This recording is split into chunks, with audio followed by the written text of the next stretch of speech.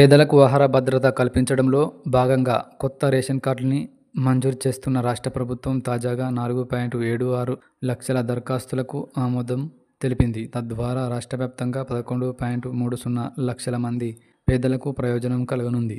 లక్షల మందికి రేషన్ లబ్ధి కలగనున్న నేపథ్యంలో ఈ విషయాన్ని ప్రజల్లోకి విస్తృతంగా తీసుకెళ్లేందుకు సర్కార్ సిద్ధమవుతుంది. ఇందులో భాగంగా ముఖ్యమంత్రి రేవంత్ రెడ్డి సభను సూర్యాపేట జిల్లా తుంగతుర్తి నియోజకవర్గంలో నిర్వహించాలని నిర్ణయించారు.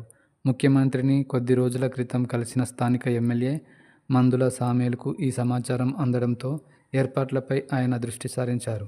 తుంగతుర్తి నియోజకవర్గంలో సీఎం కార్యక్రమానికి ఈ నెల 14వ తేదీని ఖరారు చేసినట్లు సమాచారం. ముఖ్యమంత్రి చేతుల మీదుగా ఆ రోజు 1000 మంది లబ్ధిదారులకు రేషన్ కార్డులని పత్రాల రూపంలో అందించనున్నట్లు తెలిసింది. కొత్త రేషన్ కార్డుల పంపిణీని నియోజకవర్గాలలో మంత్రులు, ఎమ్మెల్యేల ద్వారా నిర్వహించేలా కార్యాచరణను ప్రభుత్వం రూపొందించింది. తాజాగా ఆమోదించిన కొత్త లబ్ధిదారుల గణాంకాల్ని పౌర సరఫరాల శాఖ సీఎం కార్యాలయానికి పంపించింది. కొత్త రేషన్ కార్డుల మంజూరుతో పాటు ఇప్పటికే ఉన్న కార్డులలో కొత్త సభ్యులను జోడించారు. అటు కొత్త కార్డులు, ఇటు పాత కార్డులలో జోడింపుతో పేద కుటుంబాల సభ్యులు భారీ సంఖ్యలో రేషన్ పథకంలో లబ్ధిదారులయ్యారు. ప్రజల నుంచి వచ్చిన దరఖాస్తుల్ని పౌర సరఫరాల శాఖ దశల వారీగా పరిశీలించి ఆమోదిస్తుంది.